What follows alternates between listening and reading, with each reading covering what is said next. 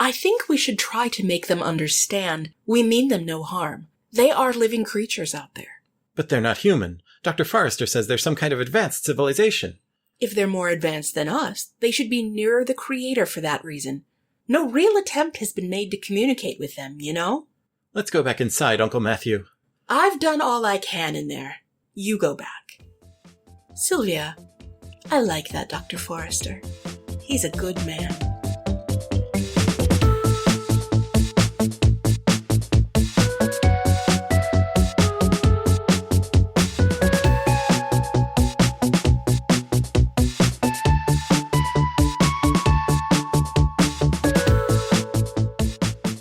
Hey, Gila. Hey, Rob. How are you today?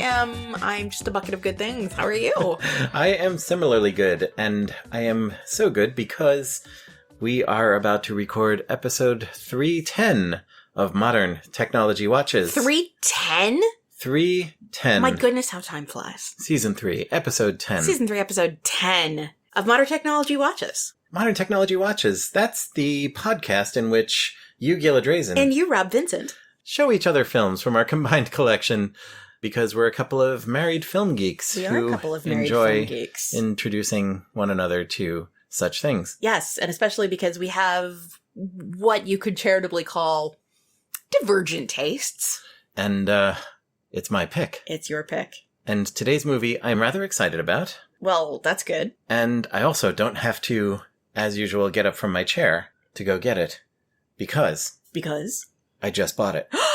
And it's in the drawer right under my desk here where we're recording. Whoa.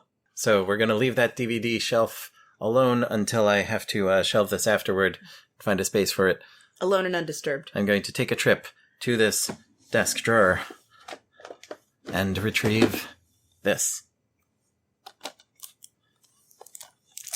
Oh boy. Okay, Rob has just handed me War of the Worlds. War of the Worlds. The War of the Worlds. The War of the... The definite article, you might say. The Criterion Blu-ray. The Criterion Collection Blu-ray. Because we're living that life. Of The War of the Worlds from 1953. Wow. So what is your feeling about this thing, what you have in your hand? Well, obviously, we've spoken about War of the Worlds. Mm-hmm. The radio moment. Yes, we have. Mostly in connection with Without Warning. Mm-hmm. But I bet you know the thing that really jumped out at me from the back copy cover. The back copy cover. The back copy cover. Fuck. The back cover copy. The stuff on the back here. The words on the box. The back of the lady. No, the description on the case here. And what caught your eye? Well, a couple of things. The War of the Worlds.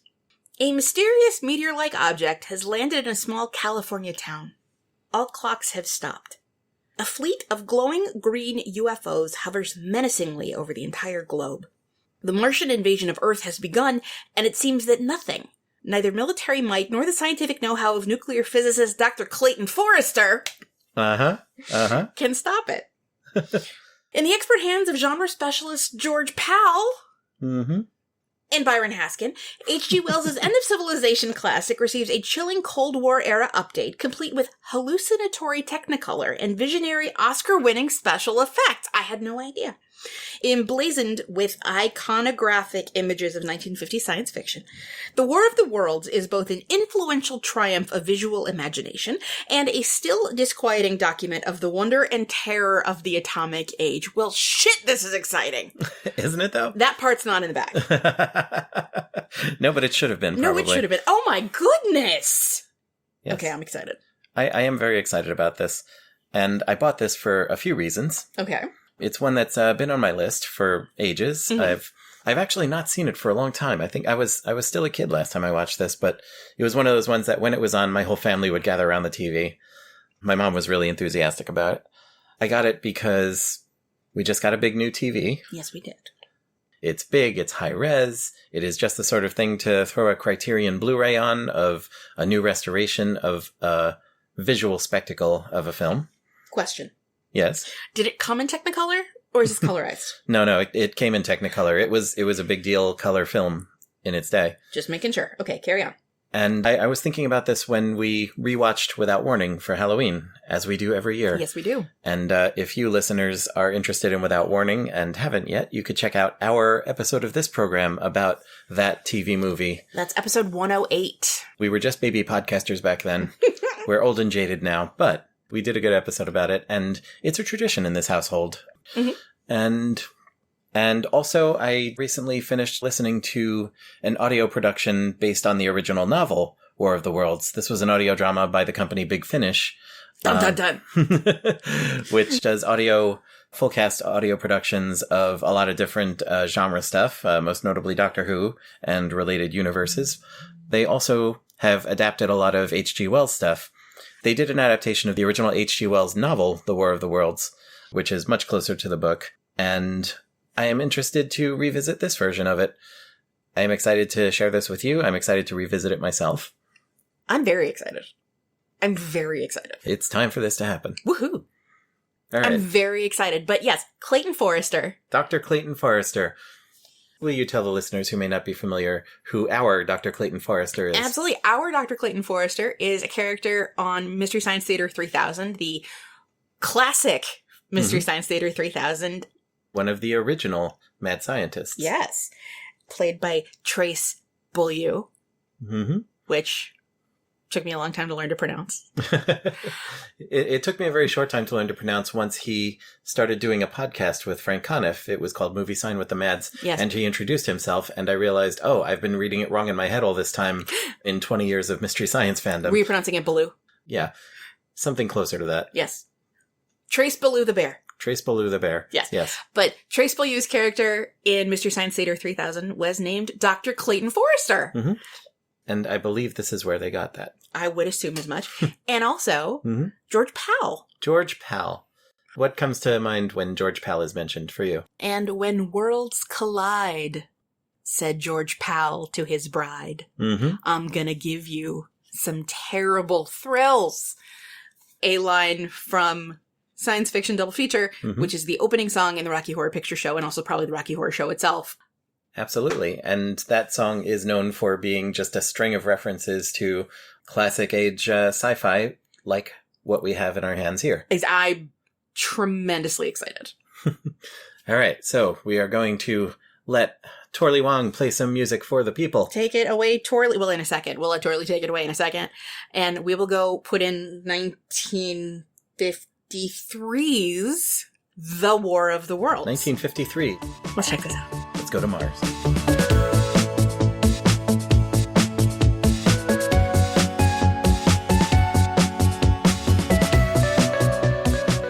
Hey, Gila. Hey, Rob. Are we back? We're back. And we have just watched The War of the Worlds. 1953's The War of the Worlds. The War of the Worlds. And it was something. It really was. How you doing? Well, maybe talking about it now will enable me to sleep tonight. Because it was some scary shit. It was. Oh my god, I don't think we've ever watched something this scary for this podcast. Unless you count Doe of Steve. No, they're differently scary. No, and it's also interesting because as we're recording, we are in the middle of the Doctor Who 60th anniversary specials. Yes. And we just watched the second one. The Wild Blue Yonder. Which has some serious ass body horror in it. Uh-huh. So there was scary stuff yesterday. Uh-huh. There was scary stuff today. Mm-hmm. What are you planning on showing me tomorrow? I'm just curious. Peaceful footage of, like, a field of lilies and some butterflies. Okay, good. Because I don't like this. I don't like it at all. I exclaimed to you, we had paused to get dinner and stuff, and I had exclaimed to you with considerable glee, I think, how much this movie scared the crap out of me as a kid when I had seen it. And it had been so long since I had seen it that I had kind of forgotten how much it scared me as a kid. And so watching it now and reliving what and who I was when last I saw this, yeah, I was getting the creeps, I was getting chills, and I was loving every minute of it. So we've discussed at length over the course of our relationship and over the course of this particular podcast that I don't enjoy the scary. I don't enjoy the creepy, with one exception. And that one exception is without warning. And by this point, I'm kind of inured to it. Yeah. This was not bad. Mm-hmm. And it wasn't that it was scary so much as it was creepy. Especially the ending. Mm-hmm. 70 years later, how much of that is still ringing so true. But the thing that it made me think of overall, from the opening narration, which, by the way, side note, in the opening credits, there's someone listed as commentary by. And I was like, no, this is not commentary, this is narration. Very different. Yes, commentary has come to mean something very different, especially to people watching a movie on home video. Exactly. And there are commentaries on this disc by, among others, Joe Dante. Right, which, interesting. But the idea was that anyone anywhere is just like us. Right? The Martians needed to come to Earth because it was... Well, clearly they eat and breathe and grow, ooh, and that is why they needed to come take over Earth. Because they're alive. They're alive. I did cheer a little bit for Pluto still being a planet. That was very exciting. Yeah. Pluto was still a pretty new planet at that point. Yeah. But this whole idea that American ingenuity and American firepower can fix anything. Oh, yeah. And we'll definitely talk about that angle because, wow. And deeply, deeply creepy. It was creeply. It was deepy creeply. Deepy creeply. Deepy creeply. So this isn't something that you had ever seen. Correct. I had seen this when I was a kid, and we had seen it on television. I remember watching this on the couch with my mom and my grandfather, and everyone was glued to it. I remember being so scared. And I went on to have a childhood full of lots of sci-fi dreams. Still have them now. But at the time, they were often terrifying. And so many of the scary bits I got from this. The sounds in this movie are so remarkable. The sounds of the alien craft just zooming around, and there's that almost cricket chirpy sound that pulsates. The two sounds of the two different kinds of weapons that the ships have. The heat ray on top and the what they call the skeleton rays from the sides, which are the green bolts. And those are both like standard-ass stock sci-fi sound effects now. I'm pretty sure this is where they came from. Didn't they use the sound that the green rays made, like in He-Man? Am I imagining that? No, not at all. Because He-Man was all about rocking those stock sound effects. Yeah. Stock everything, in fact. They recycled animation, they recycled backgrounds and art and music and stuff, and so much of it.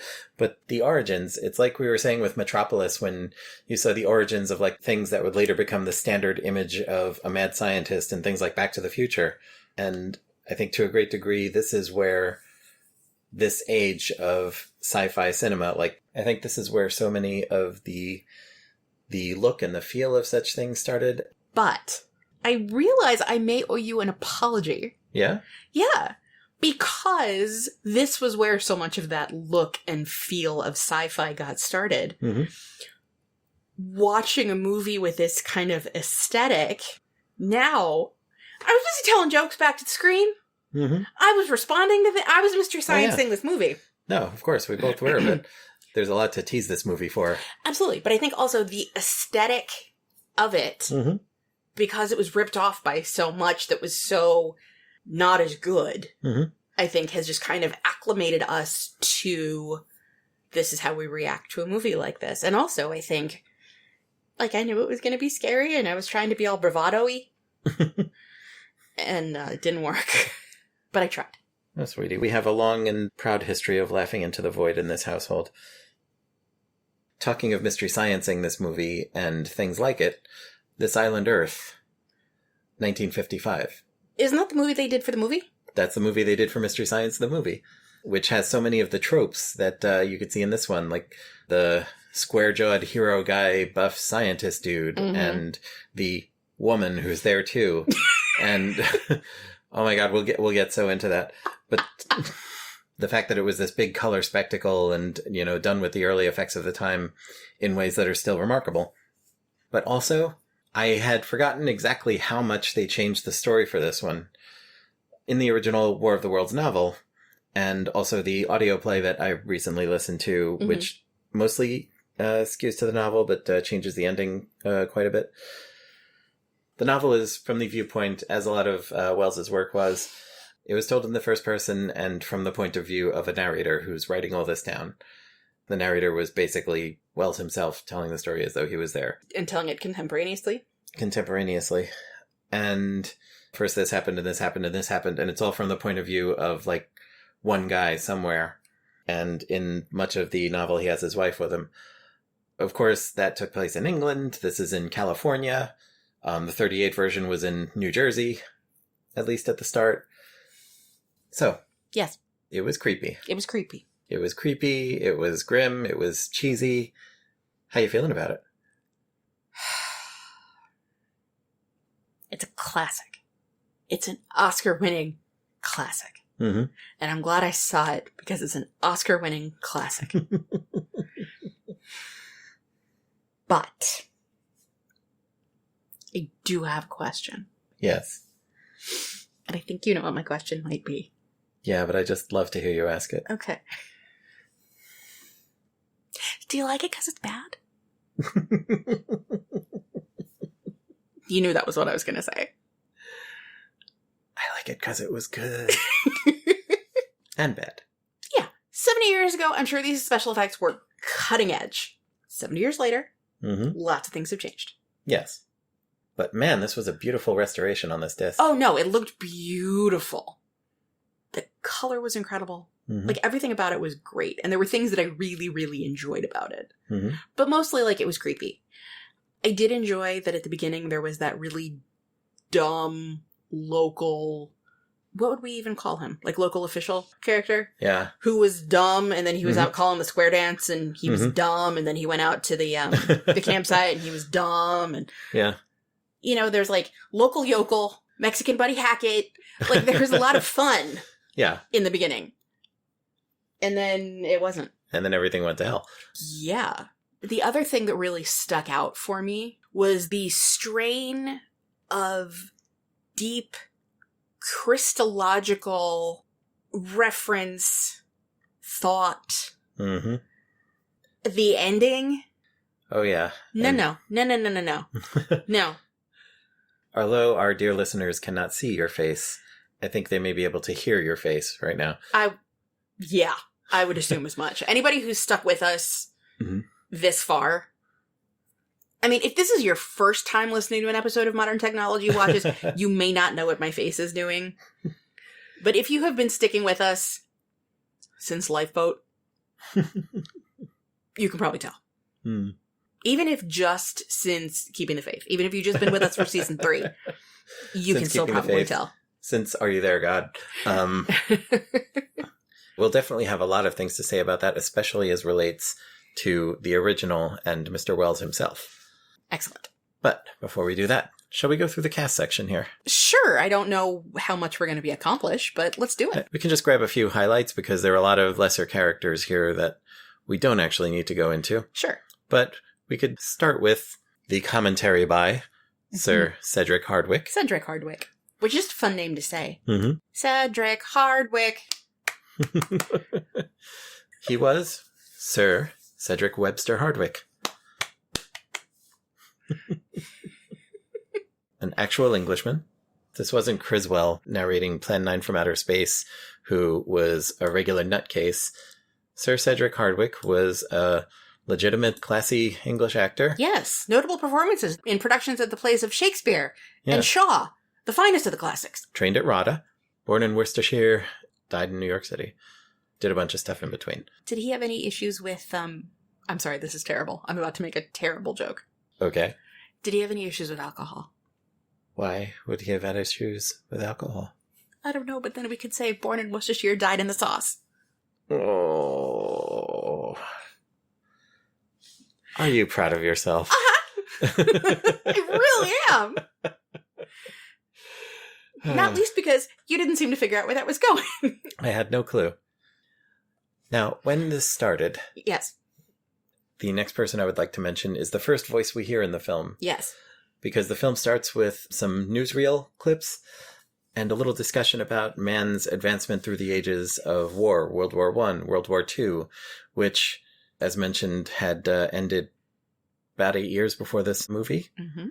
Every man and woman in the audience of this movie had just lived through World War II. And I would kind of hope that small children were not seeing this movie. Yeah, but even like the teenagers watching this movie would have remembered the war from when they were little. Exactly. So this voiceover begins, and I said, whose voice is this? Why do I recognize this voice? Yeah. And then I did something I don't usually do, which is I paused the movie and said, look up Paul Frees. Paul Frees. Paul Frees. I was tempted to just save it for when we're recording now, but I couldn't. I couldn't sit on Paul Frees because, well, for one thing, he's dead. He's been dead for a long time. But for another, I just needed you to know to whom you were listening.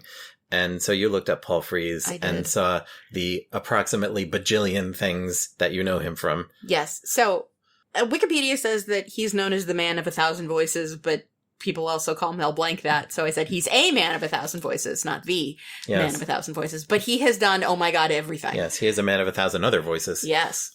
So Boar's Bad Enough. Yes. And a bunch of other stuff. He literally worked for everyone except for Warner Brothers. Mm-hmm. And Mel Blanc was holding it down for Warner Brothers, and Paul Frees was everywhere else. Warner Brothers was the one company that didn't need Paul Frees because they had Mel Blanc. Exactly. Exactly. He is an actual legend of the world of voice work. I mean, I'm also fascinated by just, like, his life. Mm-hmm. He lived a life. Yeah, he did. He definitely did. Yes. So one of my favorite facts I learned was that he dubbed the voice for Josephine as well as the voice of the funeral director Mozzarella in Some Like It Hot. And for those unfamiliar, Josephine was played by Tony Curtis. Yes. Tony Curtis when he's trying to do a womanly voice because he's in drag. And if we can, by the way, it's just another throwback if you haven't listened to Modern Technology Watches episode 109, Some Like It Hot. Yes. We're just making connections all over the place today. We really are. We also recently saw the musical of Some Like It Hot, which I would heartily recommend to our listeners, except the damn thing's closing. So, but is it going to be going on tour? It may very well do that, but we saw it on Broadway. We did see it on Broadway. It was very, very good. Mm-hmm. If you have the opportunity, go for it. Yeah, catch that tour if you can. Interesting because I don't know how well the adaptation worked for its moment, but for our moment, I thought it was great. Doesn't make a hell of a lot of sense for 1933, but for 2023, fuck yeah. Sure. But yes, Paul Frees, oh God, what a talent, what a legend, what a life. It was just weird knowing that, like, I recognized his voice and I didn't know why. And then he was Pillsbury Doughboy, for God's sake. You could go on IMDb or Wiki and read his list of credits, and you will know the vast majority of them, no matter what kind of pop culture education you have had. If you've lived in this country in the last 80 years, you would recognize him. Side note, this is fun. Did you know that before I was born, my father, your father-in-law, was on the Pillsbury Advisory Committee? The Pillsbury Advisory Committee? Pillsbury, housed in the Twin Cities, had an advisory committee, and my dad was on there as a dink. A dink? A dink. Dual income, no kids? Dual income, no kids. And then I was born. So there's actually a card in my baby book from the Pillsbury Advisory Committee. They sent me something. And Abba had a Pillsbury Doughboy on a plaque in his office from his time on said advisory committee. My dad did not work with Pillsbury, to my knowledge, but he did in his house have when we were kids. He had a little rubbery doll of the Pillsbury Doughboy, plus I think the Pillsbury Doughboy's wife. What was her name? I don't recall. Mrs. Doughboy? Pillsbury Dough Lady or something. I don't know, but he had these toys, and they ended up in the toys that, when you're a kid whose parents don't live together, you end up with, a set of toys at one house and a set of toys at the other house, and they were in our set of toys at Dad's. Did they make noise when you squeezed them? I think they might have squeaked a little. They didn't hee-hee? They didn't hee-hee. Well, that's unfortunate. Yeah. Everything should hee-hee. Pretty much. You just poked me, and I'm not going to react for the microphone in the way in which you're hoping. You're not going to hee-hee? I'm not going to hee-hee. There is a line. I suppose. I love you, dear. I love you, dear. Can we mention, speaking of the Christological bent of this movie, Lewis Martin as the Reverend Dr. Matthew Collins. The Reverend Dr. Matthew Collins. Also known as Pouty Face Martyr Guy. He was in the Court Jester. Mm-hmm. Today I learned. And he worked like hell in 1953. Wow. That is the work of a contract player. Uh-huh. So, my first thought was the preacher character in Pride and Prejudice is named Mr. Collins. Mm-hmm. And I just wanted to check and see what his first name was. Ah. Unfortunately, it's William. It's not Matthew. But still. And I was like, wait a second. Yep, he was busy. Yeah. Busy. And he's still making that face in this picture of him from Perry Mason in 1960. I think that's just his face. Yeah. I hate to say it, but I think that's just his face. He's a pouty-looking dude. Yep. What do you think of Les Tremayne as Major General Mann? He was there. He was yelly. It's from radio that most people remember me. Do we think so? Do we think that's true? Okay, that's actually very cool. Tremaine was once named one of the 3 most distinctive voices on American radio. The other 2 were Bing Crosby and FDR. Mm-hmm. So you can see how he came to the conclusion that more people would remember him from radio. I get that. At least in 1974 when that quote was from. Yeah. But in terms of his character. I mean, he was the general. I definitely enjoy a situation like that where, they name them Man. Mm-hmm. And it reminded me of a terrible play I was in when I was in college. Called A Day in the Wife of Avery Man, where this guy is like haunting his wake and watching all the women he knew yelling at each other. Yeah, you treated me to a little bit of this. It was truly terrible. I do think that in general, when you're in a dramatic situation like this and creating character names and you, literally anybody, if you give them a title and the last name Man, you are asking for troubles. I'm willing to assume, correct me if I'm wrong, that Major General Man does not appear in the source material? Correct. Okay. Yeah, none of the human characters in this were in the original, though there are a couple of analogs. Okay. Who was the French lady? That was... Dr. Dupre. Dr. Dupre. Anne Cody. Oh! She was Belgian. She was Belch. So, let's get to the big 2 here. Sure. Anne Robinson as Sylvia Van Buren. Would you like some coffee? Exactly. Would you like some coffee and also, But also, did you know about this scientist? He's wonderful. He's fabulous. He is great. He's so smart. Mm-hmm. You don't look like yourself. Yeah. They set her up and it looks like she's actually got some kind of scientific smarts. Mm-hmm. Like that's one thing this Island Earth does a little better is like the female lead in that movie is another scientist. The 2 main human characters who end up having their adventures with the aliens and whatnot are both scientists. He's a scientist and she's a scientist and she contributes to the science in the science fiction movie. And yes, she does a lot of screaming and running away from things and screaming again and being grasped at the shoulders by the square-jawed hero like you do. But she was also a scientist. Right. And this woman, we find out in passing that she has a master's in science. Mm-hmm. She has her master's degree in science, yes. But, library science. Yes. And once the movie gets going, doesn't actually do any science. No, she does not. The Belch lady does more science. The Belch lady. She's from Belgium. She's Belch. You know, she gets to be a doctor because she's from foreign. Well, yeah. But, you know, the Belch lady scientist got to do actual sciences. Our master's degree having Sylvia didn't. Nope. Did none science. No, she doesn't get to do any science. She does get mildly creeped on by the hero at the worst possible moment for that. I mean, a couple of times. He does pick bad moments overall. This movie gets some measure of credit for not ending with them smooching, or not even having them smooching at any point. There's just, like, a lot of suggestion. A lot of suggestive hugging. Yeah. So the hugging is like, the walls are collapsing, I'm going to protect you with my man body, rather than I'm going to grasp at you because I want to know what's going on under the bullet bra. Right. But I mean, he smooches on her head a few times. Yeah. On her expertly sculpted early 1950s hairdo. Not since Sean Young in Blade Runner have we seen hair that expertly sculpted. Yeah. She had that thing with the sculpted bangs up front and the little floof of shoulder-length flippy hair in the back. And, like, you get what Charles Schultz was doing when he drew Peppermint Patty or Sally Brown. Sally Brown. Frida. Frida. Yes, definitely. Yeah. Or Lucy.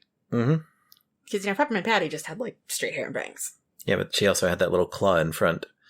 A little loaf. The little loaf. Little loaf.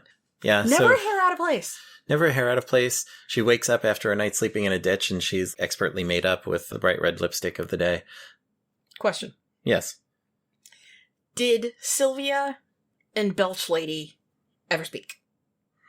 I don't think we can even get this movie near a Bechdel test unless you want to theorize that the Martian who groped her was Lady Martian.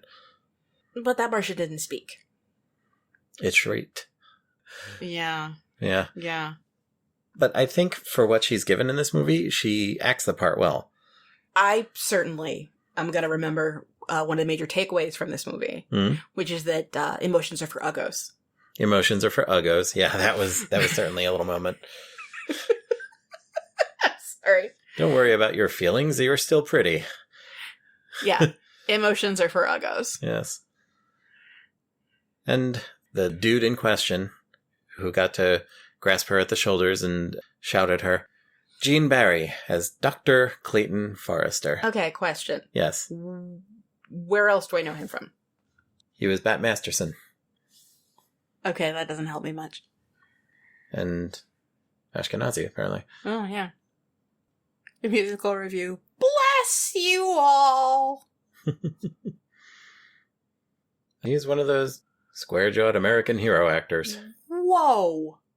He played George in the Broadway premiere of La Cage. Ah.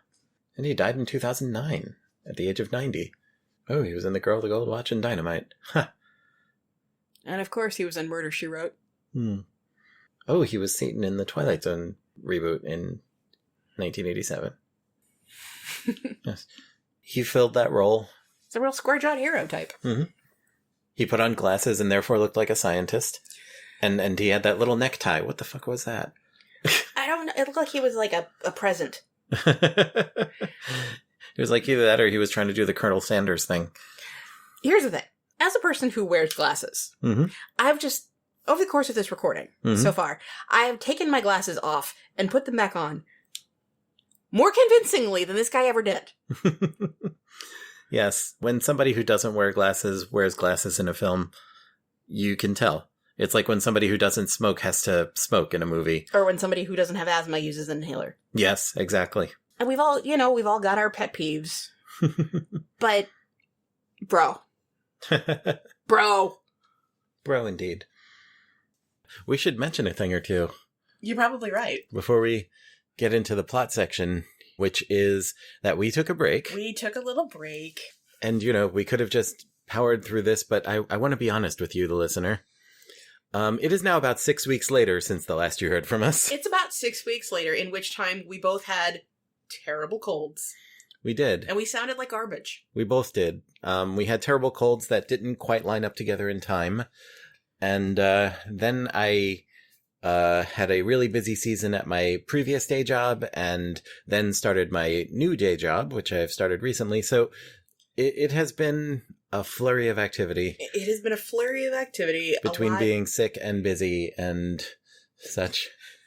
A lot of things have happened here, but we're both feeling better. We're both feeling better. We're in good voice. We're in good voice. And we're back. And we are back. We actually also, not too long ago, rewatched the movie. So it would still be fresh in our mind. And we've never done that for this podcast before. We've never watched the movie twice. No, we have not. However, while we were watching the movie back again the second time. Oh, you want to let them in on this bit? We were working on a side project. Yes. So do you want to describe this side project, which has no relevance to anything? Yeah, we should totally. Now, let me preface all of this Mm-hmm. by saying that you, in some situations, have been proud of not doing or watching or seeing the thing that is like the big thing in the zeitgeist. Yeah, and actually this brings it a little closer to what we actually talk about on this podcast, so maybe it's not totally irrelevant. It's not totally irrelevant. I mean, nothing is totally irrelevant, even no matter how far we go afield. It's true. Never irrelevant. We do take some side steps. We certainly do. But I think what you're alluding to is what we were doing when we reran this movie. Correct. So, as I was saying, Rob sometimes, and I do this too, something is big in the zeitgeist, and you're like, well, I'm not doing that. Uh-huh. Right? Like, I have never seen a single Star Wars movie. Mm-hmm. Won't do it. Haven't done it. Nagada. Nagada. You know what that's going to make our listeners want from you now? Yeah, and it ain't going to happen. Sorry. No, you got me to watch all of the Back to the Future movies. Mm-hmm. That was science fiction-y enough for me. Thank you. And all the people in those movies had, like, normal names. I've seen part of one, and it was bad, and... Well, not that you're totally anti-sci-fi geekery. We did spend part of the day earlier today watching one of the worst classic Doctor Who episodes.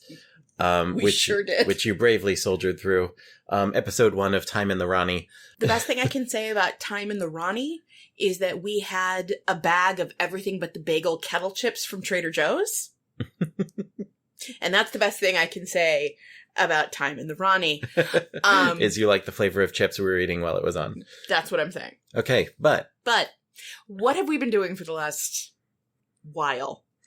Yeah, I don't even know when we started. You know what? We kind of started while we were unable to record. Yeah, while we were sick and feeling miserable. And working crazy hours at work. Mm-hmm. And just needed to come back and do something chill.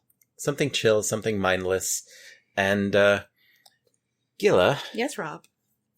Back in the 1990s, you were a fan of an obscure little comedy television show called Friends. I was, yes. You listening to this might be familiar with this program. It was like the biggest TV show in the entire world at the time. The cast were everywhere.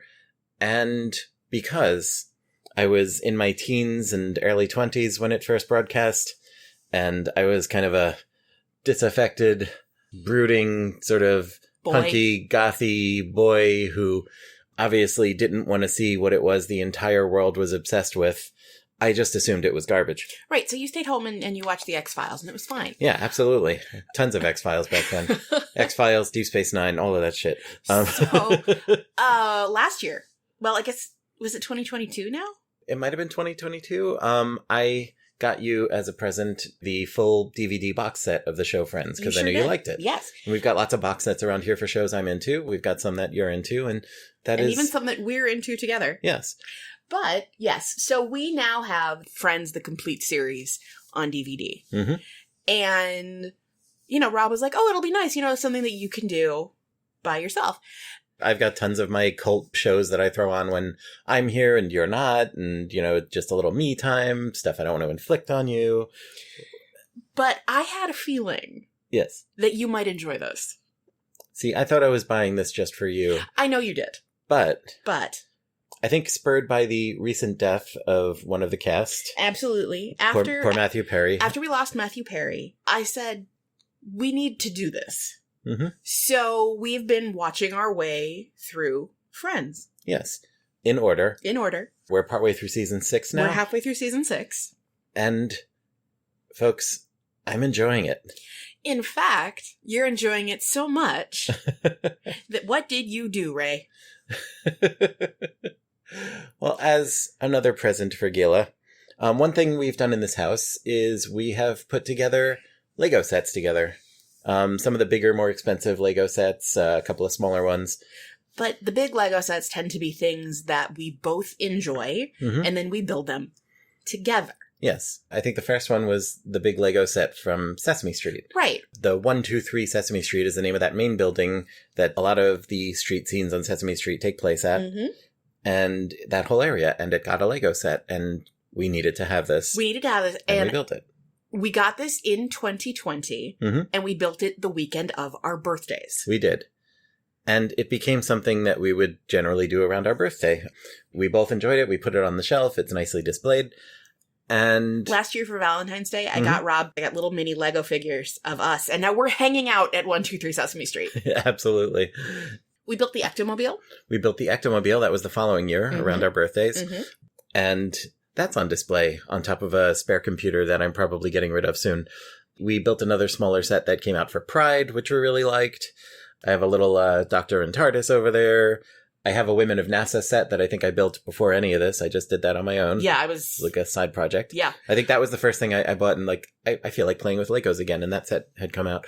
Building Legos is fun, and purists do not say it's Lego.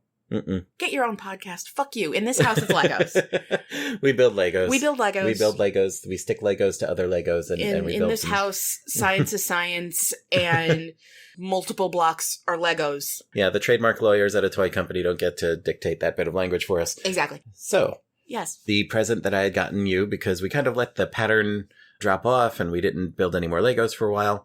Well, once we started being able to leave the house again on yeah. our birthdays.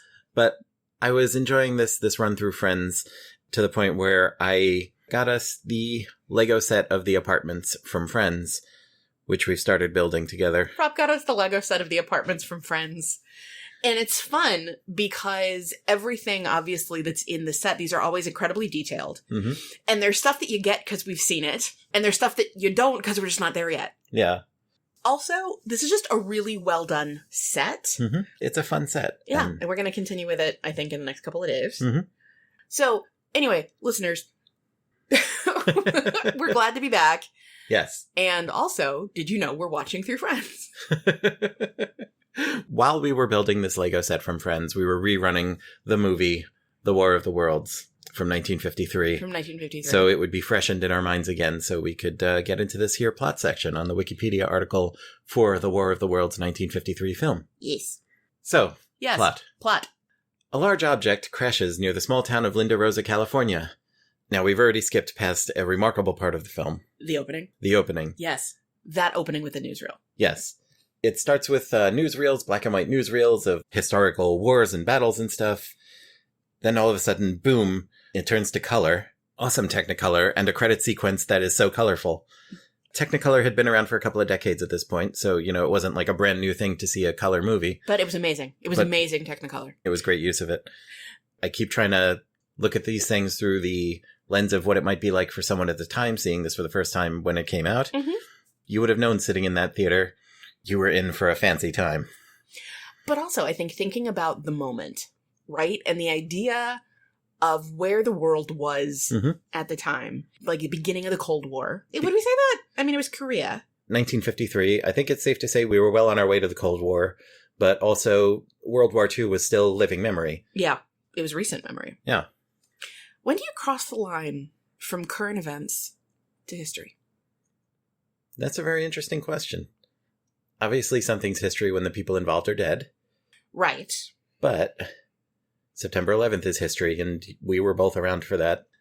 Okay, I think I've told you the story. It was almost Passover. My brother was in high school, and my mom was asking him if he had gotten his assignments for the days he would be out of school. And he said, yeah, we're talking about World War II. And Emma said, what are you going to talk about for the rest of the year?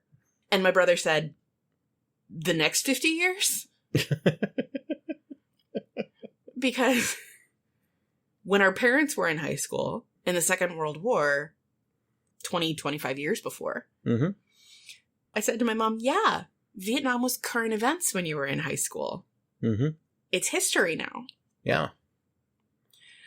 But yet it was still living history. It was still living memory in the sense that, like, when I was in middle school and the teacher was teaching us about Vietnam, but also had a buddy of his who had fought in Vietnam to come into the class in his old uniform and talk about things. Mm-hmm. It was still a thing that people talked about, that they remembered. The grown-ups remembered. Right. And I think, in World War II, all the more so, even. Mm-hmm. Yeah, we were not quite 10 years away from the end of the Second World War. Mm-hmm. And there were probably people who saw this movie who remembered the First World War. Yeah. Yeah, very true. I think our generation and after, you see those old newsreels of battles and things, and you just think, oh yeah, there's some old stock footage and, whatever. But people remembered watching those newsreels when that was the news, mm-hmm. when this came out. And also, when a movie would start with a newsreel. Mm-hmm. And now, we don't have newsreels, and honestly, I think the movie-going experience is poorer for it. Yeah, instead we have Maria Menounos. So, this movie... A large object crashes near the small town of Linda Rosa, California. At the impact site, Dr. Clayton Forrester... with his green glasses. and his white streak in his little mustache. Mm-hmm. No, Dr. Clayton Forrester, who in this is not an evil mad scientist from Deep 13 below the Gizmonic Institute. He is, in fact, a square-jawed American dude. I hear he's a genius. Yes. I hear if he were here, he would be able to fix this right now. He would know. He's really smart. Yes. He's maybe a genius. As is coming right up here, Dr. Clayton Forrester, an atomic scientist, investigates. He meets Sylvia Van Buren and her uncle, Pastor Collins. Okay, hang on. Yes. Because this is eliding this whole moment. So he has been on a fishing trip, and the whole thing that I find really interesting is at the beginning, no one is taking this seriously. This is not weird. This is just a thing that has happened. And, Dr. Forrester, which is still weird to say, is out camping with his buddies, and this guy from the Forest Service, shows up and eats their food, and he's like, hey, we could really use you over by the impact site. Yeah, the charming park ranger dude who comes over and is, eating their food and takes a cigarette, and he's a jolly guy and just oh yeah, this thing fell out of the sky, and I heard you guys are scientists, you might like to go see it. So, Dr. Forrester rolls up. Again, has been camping for the last few days. Mm-hmm. But because he's an American movie action hero, he's fully clean-shaven and probably smells great. I'm sure he does. He just looks like he smells good, Yeah, and he's wearing that little necktie. So this chick walks up to him and starts talking about this wonderful Dr. Clayton Forrester, who she had found out about him when she was doing research for her master's degree. Because she got a master's in science. Yeah, it's a master's degree in science. He's on a magazine cover, and she was just talking about how brilliant this guy was, and he's like, okay, I'm just going to let this happen because it's kind of funny. So he did. And then it comes to pass that he tells her, well, I'm Dr. Clayton Forrester, and... Oh, I didn't recognize you because you didn't look like you did on the magazine cover. Yes. Oh, you read the fan magazines. Yes. So... it's awkward. It's funny. And they drive by the crash site, and he's like, yeah, that's a hole. Okay. Mm-hmm. But also her uncle is a pastor, uh-huh. because that's the one way you could explain away this woman who is related to somebody, but he's also a pastor, so he can't be her father, obviously. Well, no. He could be. Probably not in the movie. I don't know. It's not father. Well, yeah. If he couldn't be her father, he would be father. If he couldn't be her father, he would be father. Right. He's pastor. He's pastor. He's not... How far pastor is he? Well, it depends on where you are in the script. Well, yeah. Because in a little bit, very far. So, because there's this gigantic object that nobody quite knows what to do with. Of course, they get the pastor and his daughter into the crowd of people who are all sort of milling about. So they go to a square dance, because that's a thing. Yeah. Together, they attend an evening square dance. Yeah. And you kind of get the sense that, Dr. Forrester and Sylvia, who is the town librarian or something. Yeah, she's Marion the librarian. She's a librarian. She has something to do with being nerdy, but also cute and vulnerable. Right. But not a hard scientist. Right, because that wouldn't be feminine. A, it wouldn't be feminine, and B, it will come back later. Uh-huh. So, you kind of get the sense that they're I would say dancing around each other, but they're at a square dance, so that's a little on the nose. Yes. But This Island Earth, which came out 2 years later, allowed the lead romantic interest woman to also be a scientist with full qualifications. But This Island Earth is bad. Yeah. It's very bad. It's better as Mystery Science Theater 3000, the movie. Exactly. Starring Dr. Clayton Forrester, played by Trace Beaulieu. See? An envelope already. Question. Yes. When you were a kid, did you square dance in gym class? I did. And like most things in gym class, I hated it. I fully remember the gym teacher telling us, now instead of your regular gym clothes, we need you to come in wearing dungarees. I went home and asked my family what dungarees were. They're jeans, it turns out. We didn't. We never square danced. But I'm assuming that's because, how frequently did you have gym when you were in elementary school? 2 times a week? We had it once a week. We had it off-site because we didn't have a gym. And also because our classes were teeny tiny. We didn't have enough people to square dance, so we didn't. But I've heard, like from people all over the country, that they square danced in elementary school gym class. And in fact, in the final season of Saved by the Bell, for reasons that I still don't entirely understand, I think it was the prom got turned into a square dance and Screech was calling the square dances and, you know, it involved stuff like Promenade Home and Don't Look Back, Kelly Go Out and Talk with Zach. See, I don't think Saved by the Bell is where you go for more realistic, true-to-life depictions of anything involving high school, including the gym class square dance. Hang on. Are you telling me that at your high school, your class did not consist of 6 kids who were best friends with the principal? Strangely, no. And none of us had the ability to stop time whenever we wanted to mull something over. Have I been looking to the wrong show for verisimilitude for lo these many years? Also, not for nothing, but unlike the cast of Saved by the Bell, me and a couple of close friends of mine were actually funny. Yeah. Yeah, I mean, yeah. You got me into one 90s thing. You're not going to get me into that one. Side note, listeners, if you haven't checked out the video essay series from Funny or Die called Zach Morris is Trash on YouTube, lots of fun. Lots and lots of fun. So. They attend an evening square dance. Yes. This is a town square dance, and like the whole town is like, we have this guest, this scientist guy, and let's have him over to the square dance. I mean, do you think the square dance was already planned? Or they're just like, oh, hey, everybody. I mean, how Disney is this shit, you know? You didn't grow up in a town where, like, if a scientist shows up, everyone's like, okay, you all know what to do. Let's have a square dance. Stands to reason. Of course it does. There's this meteor, we think, in a hole that people are, like, going by to look at. And I think that's also another reason that the square dance is so important, because it got people to stop rubbernecking at the rock. So everyone's gone. There are, like, these 3 guys standing guard over it for reasons we still don't entirely understand. But they're planning, okay, we should keep an eye on it. Yes, and one of them is a comedy Mexican. Yes. C, if you will. Back at the crash site, a hatch on the object unscrews and falls away. So then at the dance... I'm sorry, am I out of order? No, they don't talk about that. I don't talk about that. So the thing opens, and these 3 guys are standing guard. And they've already had a bit of comedy banter with each other, including the caricature, "Sí, señor," Mexican guy. So I love that this thing unscrews, because you would think in a modern sci-fi movie, it's a convention that you'd see the alien spaceship and the door would open and it would be like a Star Trek-y hatch going whoosh, or like a door would appear in the side of some solid metal and it would be like high-tech and whoa and everything, but it unscrews like a jar lid. And you think, what did people have in the 1950s? They had jars. They know from jars. They know from things unscrewing. Right. And you didn't have the swishy doors at the grocery store. they just unscrewed things. And it was one of those things that, again, is fascinating. Is just like, this thing is rotating and what's it going to do? What's going to happen? And then these 3 guys are there and they're like, Holy shit, it's opening. Holy shit, something is coming out.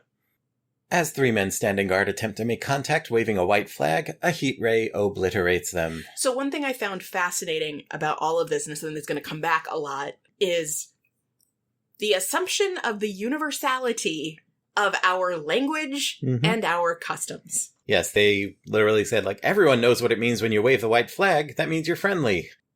No. That means you come in peace. Right. So these 3 guys get zapped. Like, they get ray zapped. And the thing that it made me think of was Metropolis.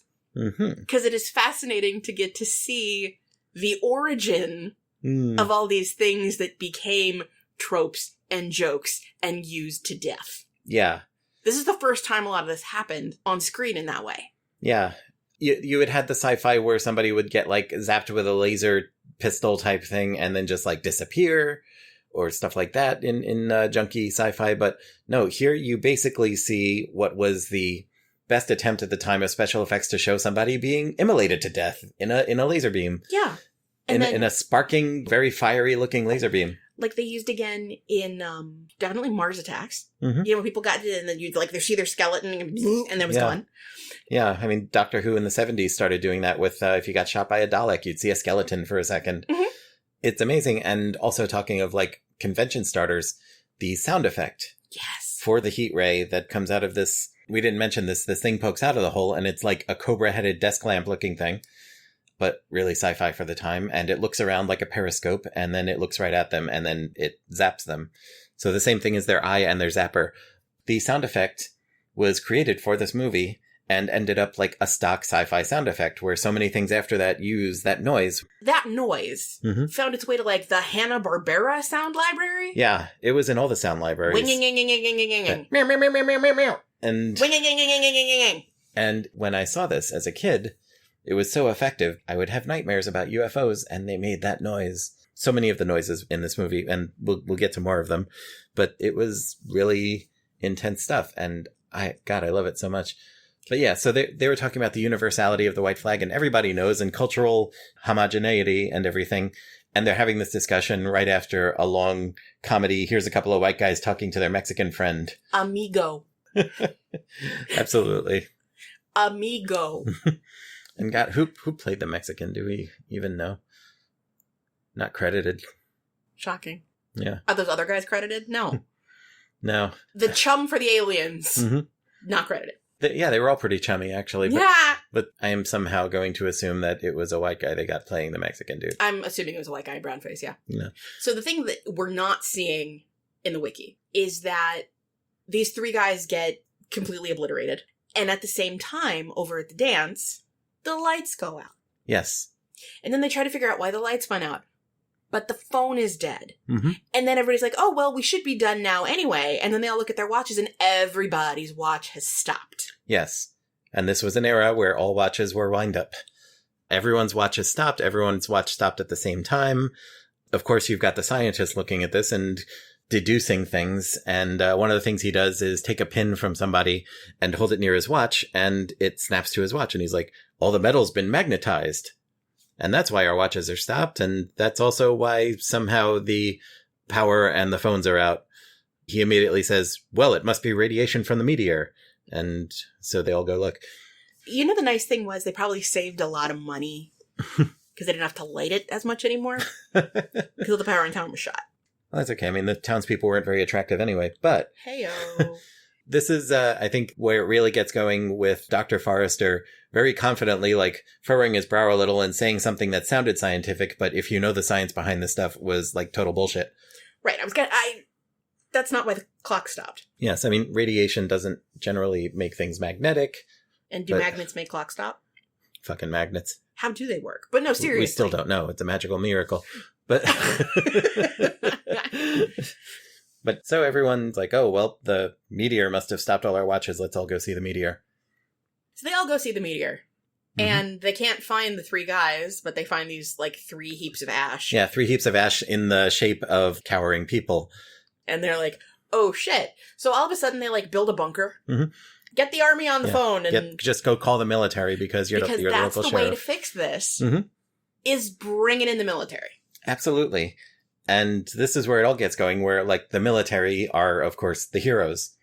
This is a 1950s movie. This isn't like a 1990s movie where you would have an alien invasion and the military would be either a hindrance or an outright antagonist because they'd be in there trying to cover everything up. Right. And, okay, people, nothing to see here, and none of you remember this, and we're going to cover this up, and so on. But no, here, the military are the good guys. Let's get the boys in because that's they'll what be they the do. ones to save us. Mhm. Because U.S. Marines later surround the site as reports pour in of more cylinders, presumably from Mars, landing all over Earth, destroying cities. But who saved the entire world 8 years before this?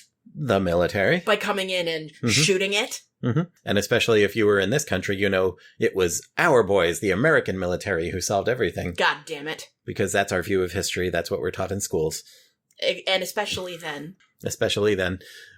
3 war machines now emerge from the Linda Rosa cylinder. So they look like these desk lamps. Mm-hmm. They're desk lamps. Yeah. There is so much of the technobabble again happening. Okay, these things rise up out of the cylinder. They have kind of this stingray shape to them with the cobra-headed desk lamps on top. Conference call phones. They look like a conference call phone with a desk lamp stuck on. They do. They do look exactly like the modern conference call speakerphones that you would see in a boardroom somewhere. Mm-hmm. With a swoopy desk lamp on it. Yes. With a gooseneck desk lamp stuck on. Mm-hmm. The things on top are the heat rays, and they're constantly referred to as such, which make that meow, meow, meow, meow, meow sound. And then these 2 glowing bits on the wing tips also shoot out these green, like, pulses, which are also a sound that's made by hitting a high-tension cable with a hammer. And that was, for so many years after, and still used in things, the sound of, like, photon torpedoes in Star Trek, and I think Star Wars used it as well. It was a ray gun. It was, spaceship guns. It was all sorts of sci-fi guns, this stock noise. Right. Again, seeing this and seeing where so many of these things started. Yes. You talk about pew, pew, pew lasers, and that's what kids on the playground and grown-ups being cute and everything, that's what everyone says now, but these were the first, I think, pew, pew, pew lasers with that particular pew. Yeah. And the effects are so good.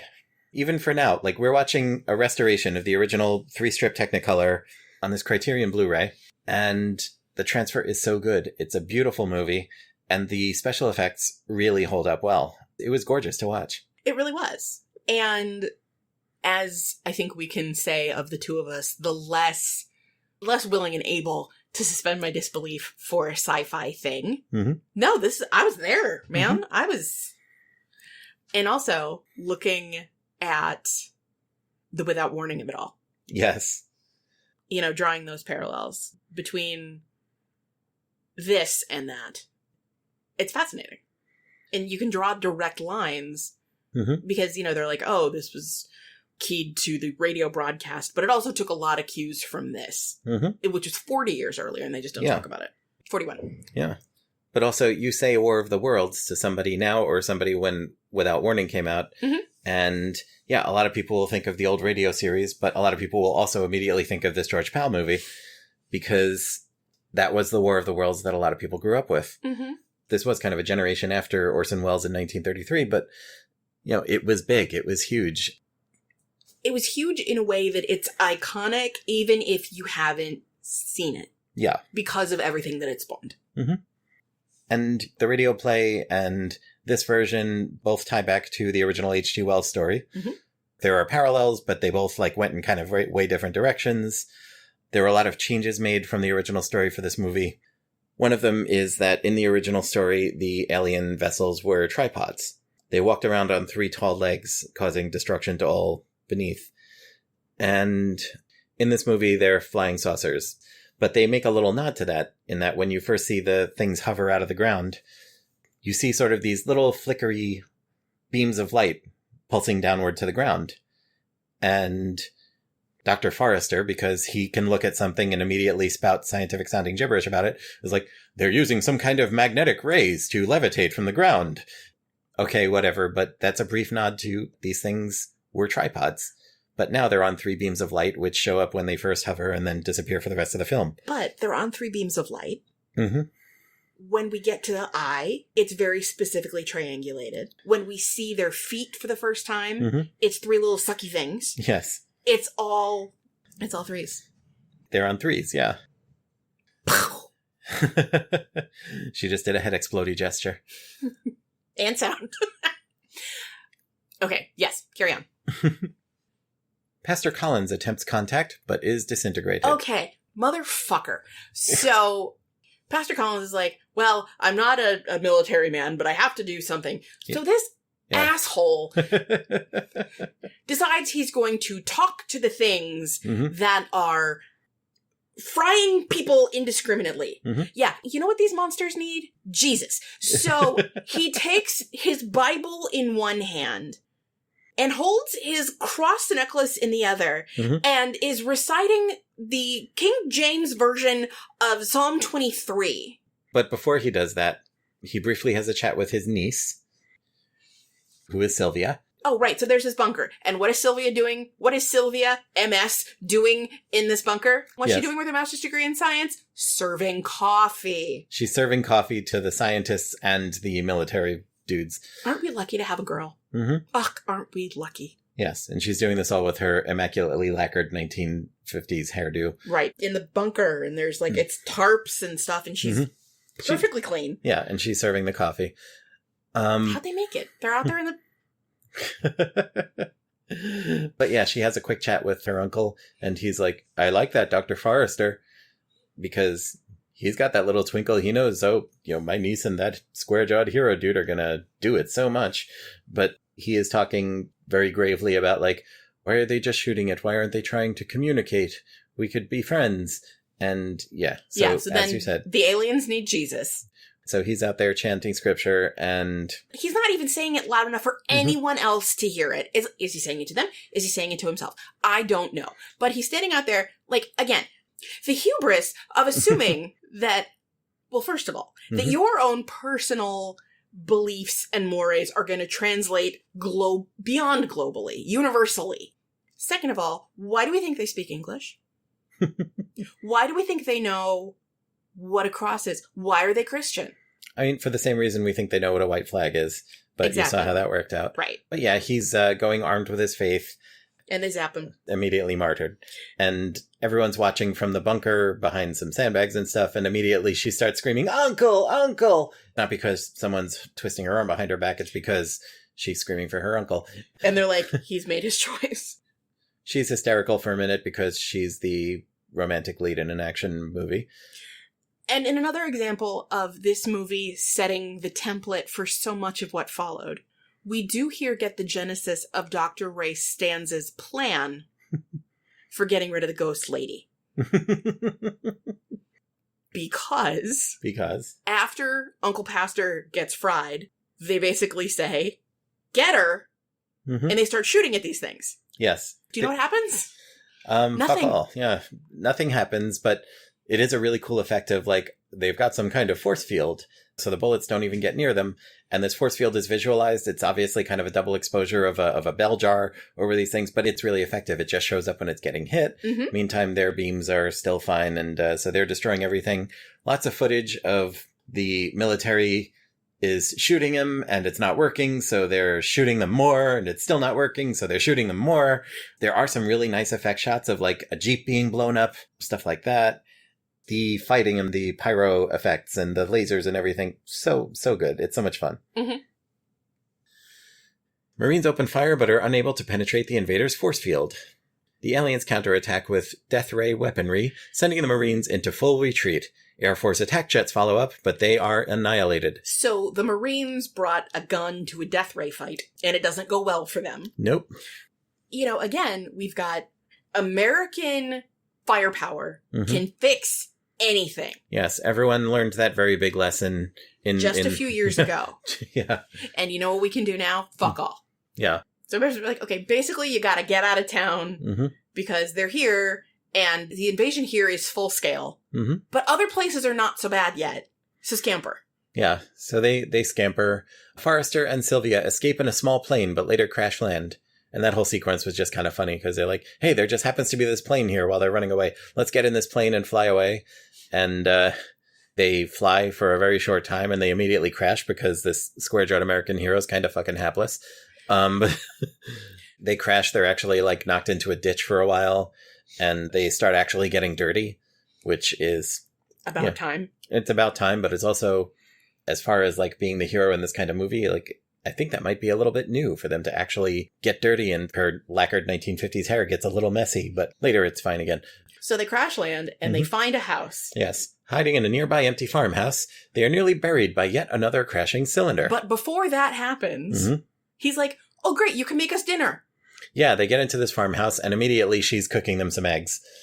Again, to recap, they have crash landed while trying to escape an alien invasion, and he's like, hey, wife it up over here. Yeah, exactly.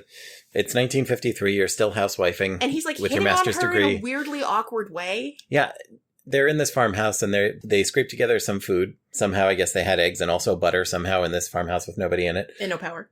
She's looking a little jittery, and he's like, hey, don't worry. Your uncle was fried in front of you, and we've just run away from marauding aliens, and we got into a plane, and we've just been through a plane crash, and any single one of these things would be hugely traumatizing, but don't worry, because you're still attractive. You're still pretty.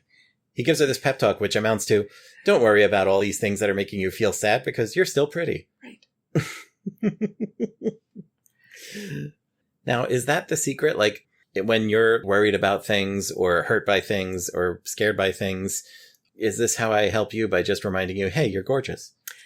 Yes, actually. And apparently it will also get me to cook dinner and wash the dishes. And wash the dishes in this filthy farmhouse. Right.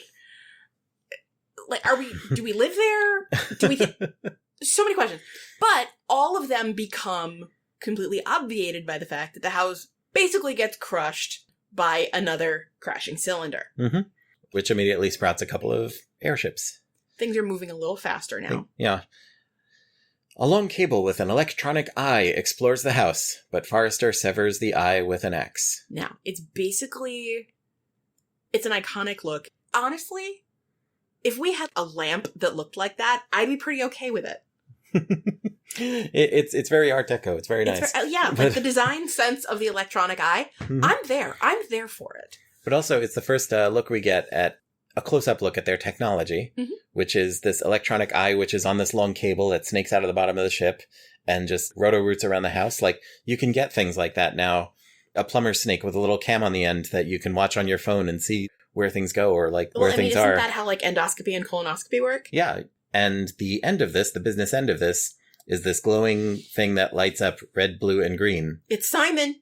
Not only is it Simon, but the Technicolor process.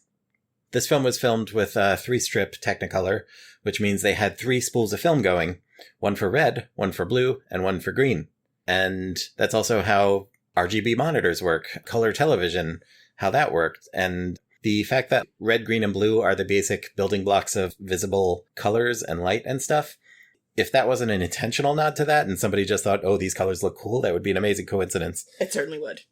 So he cuts off the eyeball, and then Sylvia is drying the dishes. Yes. He chops off this eyeball with an axe. First, they're hiding around the corner of a doorway while it's snaking around the house looking for them, and the suspense of the scene is really good, just the way it's directed. I mean, no one really did things like this before. Then he chops off the end of the cable with an axe, and so he's got this dead alien camera, which they keep calling an electronic eye. Then she gets to drying the dishes. She's drying the dishes, and then you see this, like, hand land on her shoulder. Yes, as the plot continues. Later, an alien creature enters and approaches Sylvia, but retreats when Forrester wounds it. He collects its blood on a cloth. You saw kind of a distant shot of the creature running around, and you didn't really see it very well. And they know it's in the house, and then she's facing away from camera, and you see the hand on her shoulder. The alien hand. With the little suction cups on the end. Now, what do you think of this alien? You're making a face, and the listeners can't hear it. No, I'm making a face. Can you pull up a picture? Yeah. Yeah, here it is. Yeah. The thing is, it looks sad. It looks like a sad little brain. Sadder than scary, if I'm being honest. I mean, I would have been terrified if I was out there alone, close to alone, and there was no light, and no, like, yes, I would have been terrified.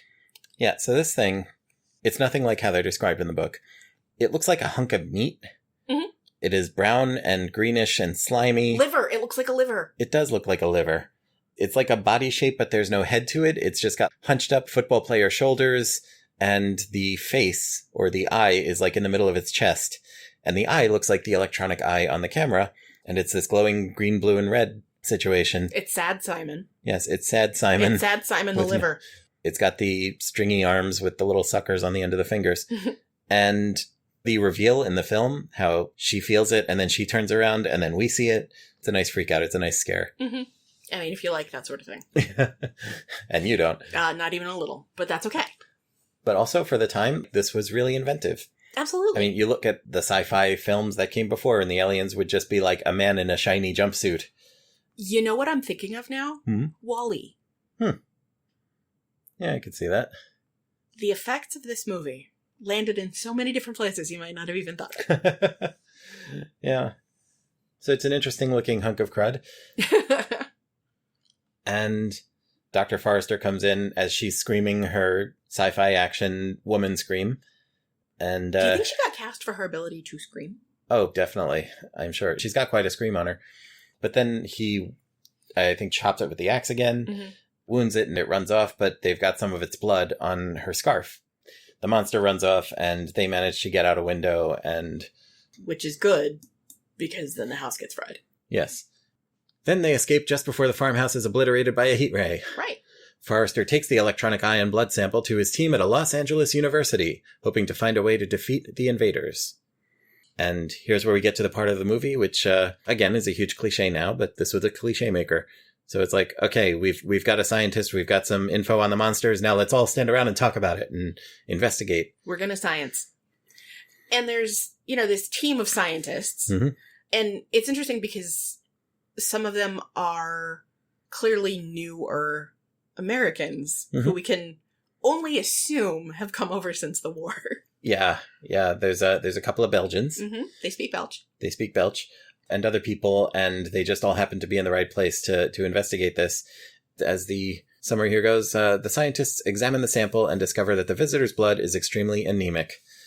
So was my grandfather, but he was no Martian. So we throw iron pills yes. at the aliens. Yes, magnets have no effect. But one of my favorite scenes in this movie is they've got the electronic eye that he chopped off, and they rig that up so they've got a projection of what it's seeing. And they're like, oh, now we know how they see. And it's this really trippy for the time effect. The colors are out of sync with each other, and there's a wibbliness to it. And everything's kind of purple. And it's really interesting how they portray this. And, of course, Dr. Squarejaw is like, well, obviously they process color differently than we. They might be on an entirely different spectrum. And it sounds smart if you don't know what it means. It sounds authoritative when he says it because of the way he says it. And then you're like, wait a second. It's like ChatGPT. It's very good at sounding convincing when it's speaking absolute bollocks. Dr. Regina Phalange. Yes. But one of my favorite parts is when they bring Sylvia out and one of the scientists is like, let's see why they're so interested in you, Miss Van Buren. And they pull her out in front of this electronic eye, and she's just staring into it. And everyone's like, looking at the image. And she's staring into this thing, and she's staring into the eye of the thing that just scared them and almost killed them a couple of times in that farmhouse. And she starts getting shaky. And yes, because it's a really good idea. Let's re-traumatize this girl. Yes, because she hasn't been fed enough shit lately. Let's give her some more agita. Exactly. And so Dr. Forrester realizes this and takes her by the shoulders. Let's go not be here. Yeah, let's move away. But it is actually a bit of nice acting from Anne Robinson here. Meanwhile, as the world's capitals fall to the invaders, experts predict total world domination in just weeks. They're basically counting down the end of the world at this point. The doomsday clock is ticking. The doomsday clock is at midnight. Yes. And I don't even know, do we really get a time frame for any of this? Not really. It just kind of all happens one after another here. Every so often there's your standard sort of shots of printing presses and flying newspapers talking about what's going on all over the rest of the world. You know what we forgot to talk about? Paul Frees. Paul Frees, yes. Who at one point is like, okay, so we're recording this, but the radios aren't working. So we're just recording this for posterity, if there is any. Yeah, and it's interesting because he narrated the newsreels in the beginning. I'm sure we talked about him in the cast section. We definitely did. A month and a half ago. But he's going around and you see him, he's continuing to report for the radio. He's there in the beginning with the Marines at the initial crash site and interviewing people. And the movie's doing a lot of exposition to the audience through this device. But also there are things like during the attack later, the mic gets cut off and he's still speaking into it and then realizes they've cut off my mic. He's helpful in terms of the exposition, but also gets just a couple of fun comic beats that are also like, now that I'm thinking about it, are kind of an interesting commentary on the 24-hour news cycle. Yeah, but also he gets to serve as the Greek chorus for this movie. Absolutely. And it's so well done. And yeah, he's going around at this point talking to the scientists and it's really cool. Paul Frees was awesome. But there's also a newsreel thing that kind of pops up in the middle there to talk about how people are handling this, that they're moving out of the big cities, but people are staying in some of these capitals to try to coordinate the response. Yeah. It puts forth the idea that things are actually kind of organized and it's not just all a bunch of hapless idiots like Dr. Squarejaw Little Tie. So we're trying, they're evacuating the cities. Mm-hmm. Please proceed calmly to your designated evacuation route. Yes, which again, living memory. People watching this would have remembered the Blitz, would have remembered Pearl Harbor. The U.S. government thus authorizes use of the atom bomb. Once again, living memory. Living memory. And as the summary goes on, however, it proves ineffective and the aliens continue their advance on Los Angeles. Yes, you're raising your hand. Why Los Angeles? Because that's where everyone is. That's where the characters we're following are. Okay. Because why LA? If you're thinking about, like, scientists, your first thought is not going to be LA. If you're thinking about heads of state, no. It's not a capital. It's not even the capital of California. But it's interesting because for the purposes of this movie, they needed the landing to happen somewhere isolated. Yes. Like some little podunk town. Mm-hmm. But you need it to be close enough to a city to have the urban disaster things that happen later. So I think California's got enough of that close to each other. The radio series put the invasion in Grover's Mill, New Jersey. And you could say, okay, New Jersey is a little isolated, but you've got the big city of New York right there. Right. But this movie didn't do New York, so it wasn't by the United Nations and everything else. Also, I think this was a Hollywood movie. LA is where everything happens. Well, yeah, naturally. The original story, of course, happened in England. Right. And without warning, Grover's Mill, Wyoming. Yes. But without warning, by its very nature, could happen all over the world at the same time. Yes. But the bit with the atomic bomb, I don't know how much soul-searching humanity had done over that whole business yet, but it was still for the purposes of this movie. The let's save everyone American military was like, we're going to use the A-bomb. Okay. And so everyone's watching the bomb go off, like clearly with their eyeballs. And it's just it's a bright flash because that's what A-bombs look like. And then everyone's fine. There's no talk of the fallout, nuclear pollution or anything that's happening as a result. It's just, oh, it didn't hurt the aliens. Darn.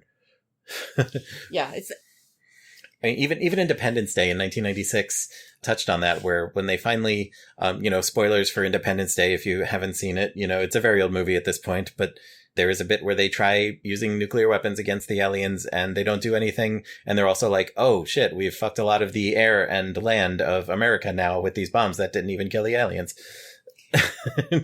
Yeah. But there's no talk of that here. No, let's never speak of this again. You know what this would be a fun double feature with? Oppenheimer? It absolutely would be. The Barbenheimer phenomenon is amazing. We did see Barbenheimer in the theaters. We saw Oppenheimer and then saw Barbie in the same day of movie going. We had lunch in between. We had lunch in between. Oppenheimer first, Barbie second. Yes. And very good movies. We just got both of those Blu-rays at the same time, so we can Barbenheimer anytime we want. Barbenheimer of the worlds. Exactly. Barbie might be a nice palate cleanser after both of those. Yeah. The atomic bombs do nothing. Apparently we were just shooting rubber bands. There was there were no consequences. Mm-mm. During the city's evacuation, Forrester, Sylvia, and the other scientists become separated in the chaos. Because they didn't evacuate in the first round. Because they were working. Well, and Sylvia was making coffee or some shit. Yeah. I'm sure she was helping. Maybe she was cooking them eggs. She was cooking eggs and being traumatized. It was a really wonderful few days for her. And not processing her feelings at all. Not making use of her master's degree in science. Exactly. Exactly. So by the time Forrester tries to leave the city, there's really no way out anymore because the only people who are left in the city are the looters Yes. and other bad actors. Not in terms of putting forth convincing performances in this movie. That also. Well, but no, the whole sequence of the evacuation, I think, was really effective. And so the deal is he's trying to get scientific instruments back to the lab so they can keep working on some way to defeat the aliens. He's in one truck with a bunch of this stuff, and Sylvia is in the other truck with the Belgian scientists, and he's got the instruments. And he's driving through this big unruly mob. He's driving through the first few minutes of Lean on Me. Yes. Except everyone's still really white. Yeah. So, I was thinking of the part where in Lean on Me, the teacher tries to, calm the guys down in the cafeteria, and they all just set on him and wind up, banging his head into the cafeteria floor. Like you do. Like you do. And then, the ambulance comes and takes him away. You know who that was, by the way? The director of Lean on Me. In a little cameo. Awesome. So, he's driving through this big unruly mob, but the big unruly mob are all 1950s white people. White guys, for the most part. You have the requisite shots of a child being evacuated and dropping her dolly and stuff like that. And then the chaos that's left behind, because the people who are left behind are denoted as, these are the thieves, these are the hoodlums, these are the looters. The law's no good anymore. One guy's trying to bribe his way onto a passing truck. And he's like, I'll give you all this money. And there's money's no good anymore, Mac. Everyone's calling each other Mac and pal and, stuff because it's 1953. But also, the big unruly mob of these thugs and looters are still 1950s white guys who are clean-shaven and wearing three-piece suits and hats. Yep. Because you just need to look good for your part in the movie, even if you're playing the big unruly mob. Exactly. So Dr. Forrester gets beaten by the big unruly mob, and he loses his instruments. They take the truck, they pull him off of it, and he's like, you idiots, you're killing yourselves. This is our only chance of surviving. And they don't want to hear it. They don't want to hear it. We're taking your truck, Mac. Hey, it's Mac's truck. And he loses the other truck of Scientist and Sylvia. So now we're on a deserted street and he's wandering about. He's gone feral in Los Angeles. Yes. Stranded in Los Angeles, Forrester now looks for Sylvia. One last jeep with a couple of soldiers comes by and they're like, hey, we got to get you out of here. And have you seen a girl? Yeah. Have you seen some scientists and a girl? And at least one of the scientists is a woman, Clayton Forrester. Yeah. I'm looking for a girl. Yeah. So they're like, whatever, your funeral, and they leave. Based on a story she had told him earlier, he guesses she would take refuge in a church. So he keeps going from church to church to church to church to church.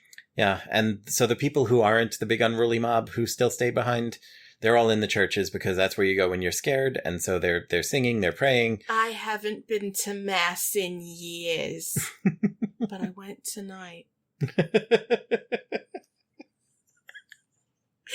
Very nice. Thank you.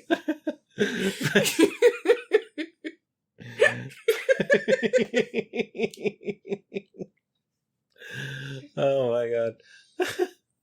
Yeah, so he's checking the churches. After searching through several, he finds Sylvia among many praying and injured survivors. But before he finds Sylvia, he finds the Belgians. He does. They're in one of the churches. One is hurt and the other's tending to him. And, he asks where Sylvia is. They're like, we lost her somewhere. But they have their little reunion, partial reunion. Just as the invaders attack near the church, their machines suddenly lose power, one after the other, and crash. Amazing. And again, really, really done special effects. The model shot there, it's gorgeous. Forrester sees one of the aliens expire while trying to leave its fallen war machine. And am I misremembering? Or does it stick its little arm out and then its little arm out just shrivels and... Pfft. Yeah. A hatch in the ship opens, the alien arm just kind of, struggles out for a little bit and then just goes limp. And I feel like it got shrivelly. Did it get shrivelly? I don't know if it got particularly shrivelly, but it definitely went limp. Okay, in my mind it went shrivelly. Again, nice bit of puppetry there. Nice effect. I think it's most effective that the 2 times you see the aliens in this movie, in one it's a dark farmhouse, and you don't really get that good a look at it, and in the other it's just this arm coming out. There aren't hordes of monsters running around. The threat is these massive machines that they have. The aliens themselves are still get to be a bit of a mystery. An off-screen narrator observes that though the visitors were impervious to humanity's weapons, they had, quote, no resistance to the bacteria in our atmosphere to which we have long since become immune. Thank you, Paul Frees. Thus, for now, the planet Earth is saved. Was it Paul Frees or was it Cedric Hardwicke? You know, it might have been Cedric Hardwicke. Cedric Hardwicke.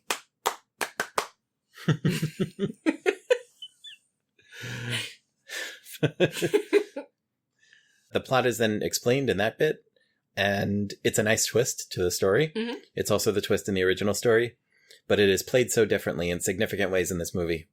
And that's the end of the plot section on the article. Because that's basically the end of the movie. Yeah, the aliens were mighty, and we had no defense against them, but they had no defense against the bacteria. And the angle the movie takes, there's a very God-fearing divine intervention angle to this movie and the way it portrays things. You have the pastor being martyred in the beginning. Mm-hmm.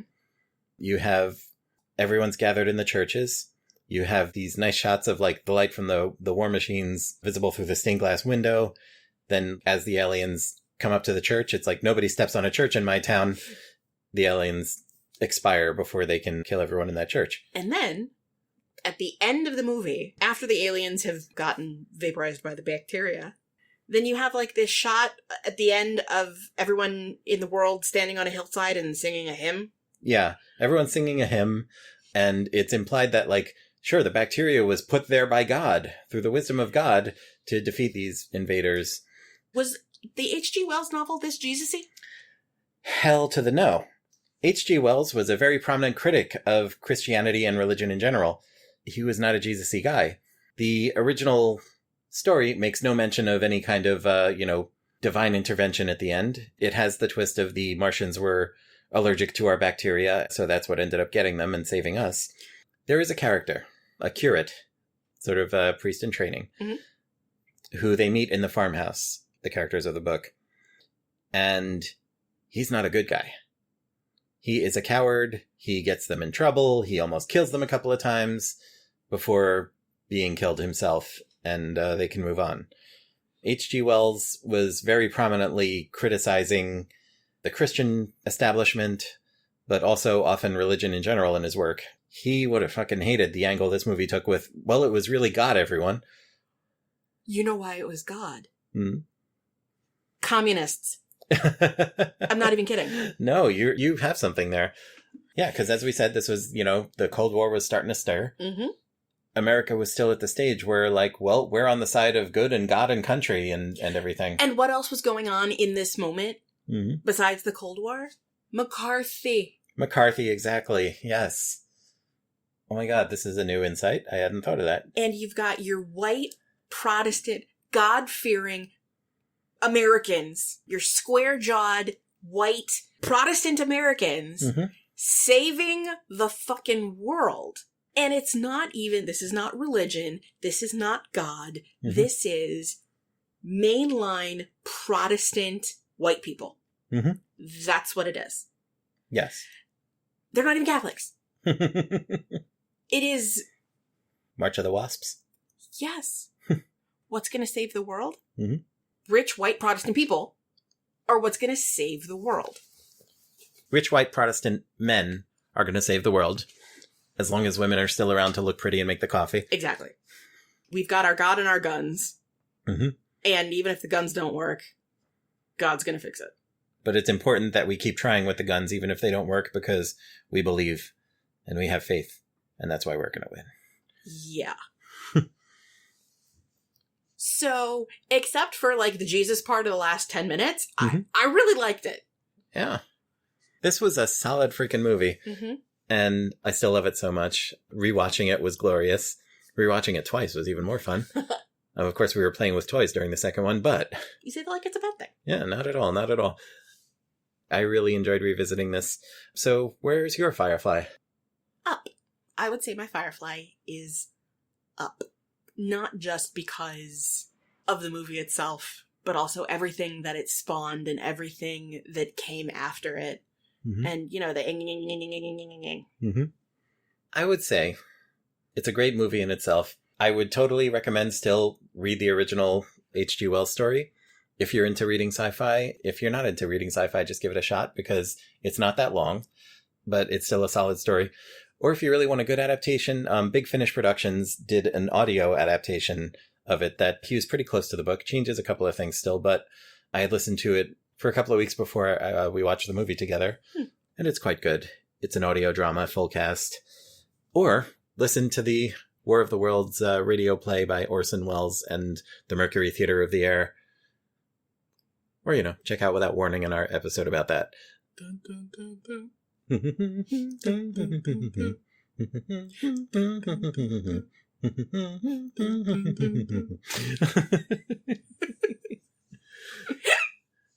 We both love Without Warning so much, and we often just drop into that music at the drop of a hat.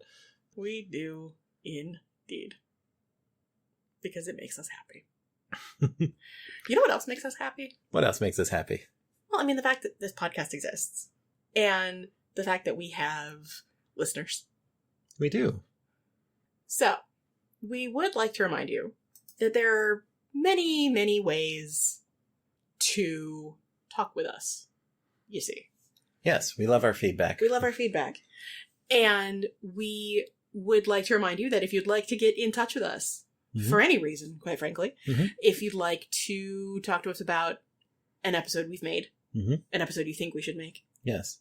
Or what you think of the movies we've spoken about, make suggestions, shoot the breeze, whatever, you can get in touch with us at the email address watches@modern.technology. You can also, if you're feeling sporting, leave us a voicemail on our voicemail only line at 1-929-399-8414. Yeah, leave us a message and we can play it on a future edition of this program. Or if you'd rather we didn't, just say so and we won't. But we would still love to hear from you. We absolutely would. Yes, thank you so much for listening, for following along with us, for being patient when there are large gaps between our episodes, as there very often are. There very often are, but we appreciate your hanging in with us and for just being a part of our world. And we appreciate that. We do not take that for granted. We do not. However, just a tiny plug, the more you tell other people about us, the better. Tell your friends. Write us a review if you're feeling saucy. If you use Mastodon, the cool people social media of Generation Now, you can find us on our personal Mastodon pages at hackers.town. Go to modern.technology for links to those, for links to our page on the Internet Archive, for our SoundCloud, YouTube, whatever else we might be using. So, for Modern Technology Watches, this has been Rob Vincent. And Gila Drazen. And we will catch you on the flip side. We will see you at the movies.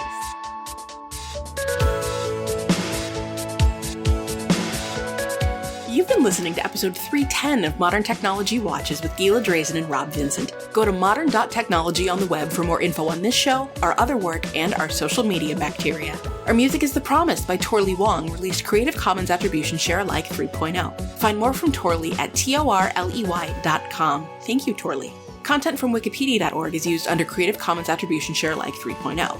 This podcast is released under Creative Commons Attribution Share Alike 4.0 and is a production of Joyful Firefly, LLC. Email us at watches@modern.technology. And if you like us, tell a friend or two.